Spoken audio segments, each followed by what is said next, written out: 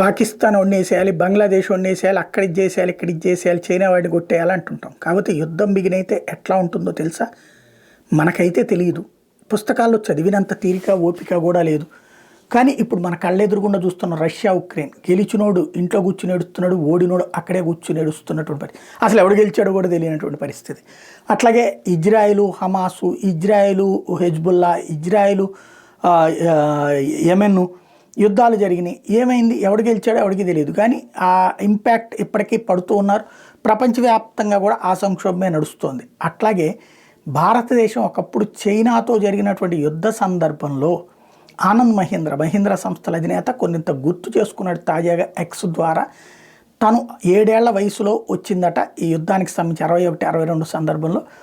అప్పుడు లాల్ బహదూర్ శాస్త్రి ఇచ్చినటువంటి పిలుపు మేరకు, ఇదే చైనా వ్యవహారంలో ప్రధానమంత్రి ఇచ్చినటువంటి పిలుపు మేరకు దేశంలో అందరూ కూడా బంగారు నగల్ని డొనేట్ చేశారు. మహిళలందరూ కూడా తమ దగ్గర ఉన్నటువంటిది పెద్ద పట్టుకొచ్చేవాళ్ళు, ట్రక్కులు పట్టుకొచ్చేవాళ్ళు. ఆ ట్రక్కులలో ఇవన్నీ 1962లో జరిగినప్పుడు ట్రక్కులు పట్టుకొచ్చేవాళ్ళు. అప్పుడు అయ్యగారు నెహ్రూ గారు ఉన్నటువంటి సందర్భం అనమాట. ట్రక్కులు పట్టుకొస్తే ఆ ట్రక్కుల్లో బంగారాన్ని అందరూ ఇచ్చేవాళ్ళు, అంతగా నమ్మేటటువంటి వాళ్ళు ఆ రోజున అన్నటువంటి.